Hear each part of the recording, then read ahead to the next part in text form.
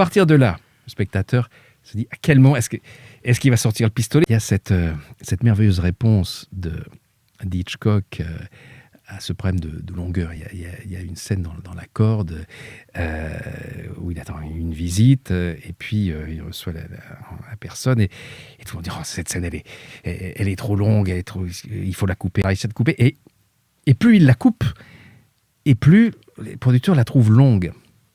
Ok, il rétablit toute sa scène et juste au moment où on a sonné et avant d'ouvrir la porte, il ouvre un tiroir. Dans ce tiroir il y a un pistolet. Il referme et le tiroir, il va ouvrir la porte.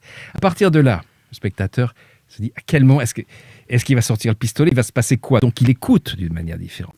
Donc ça, c'est très très important pour les auteurs de savoir que un problème de longueur n'est pas forcément une question de nombre de lignes ou de pages, mais une question d'enjeu manquant, une question de lignes de force qu'il faut ajouter.